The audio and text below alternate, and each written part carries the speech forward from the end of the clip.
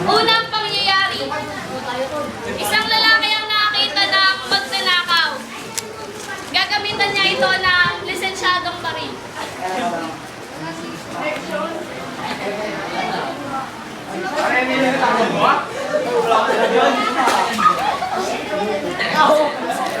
Dito ka.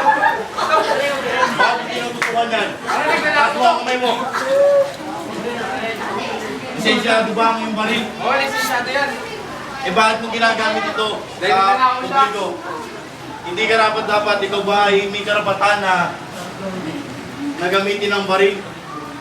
Meron dahil lisensyado yan. At siya ay nagnanakaw. Taas mo ang kamay mo, suot mong posas.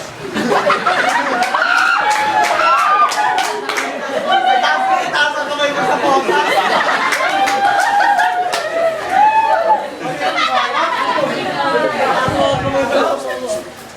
Bumama sa presinto, doon ka na lang magpaliwanag. Ang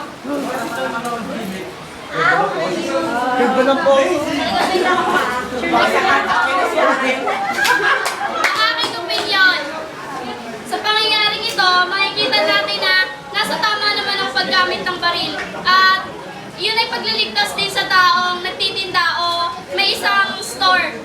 At yun ay ginagamit naman ng tama, pero bakit? Bakit siya hinuli? Yun ay hindi makatwirang pangyayari. Pangalawang pangyayari.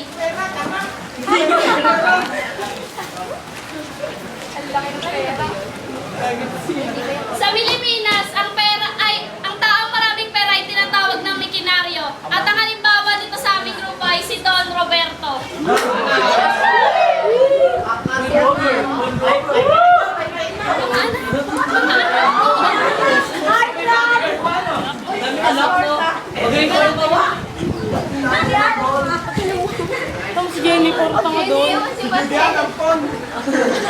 Si Don Roberto, ang kanyang dalawang bodyguard at ang kanyang mga anak na Hawak sa baril, pare.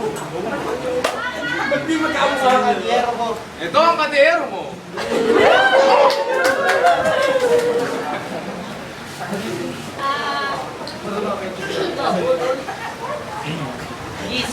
Pangatlong pangyayari. Pwede pengen magbili ng iPhone.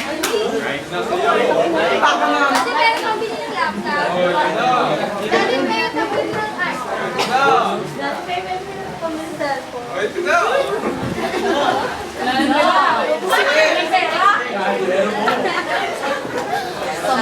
Jose, parang nagpagaw. Ayun na yung kotse. Ikatlong pangyayari.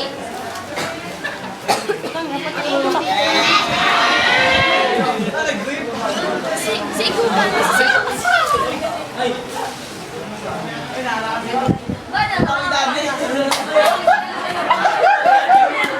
Teka lang. Ano yan, Peter? Yung isa na sabay lang sa sasakyan. Isang lalaki ang nagmamay-ari ng isang kotse. At tignan natin ang mangyayari. Hindi, sasabay lang sa kotse. Agay mo anak mo. Jeep. Oy! Anak ka ng tete ka. Bakit ka bago na mag-drive? Di ba alam na ang batas ay kailangan ay mabilis sa pamamaneho?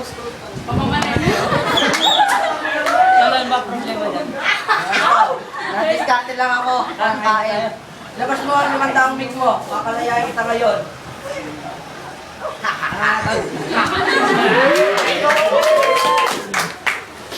Pangatlong pangyayari, makikita natin na karapat-dapat lang naman ang kanyang paganda. Hindi siya makakadisgrasya at higit sa lahat,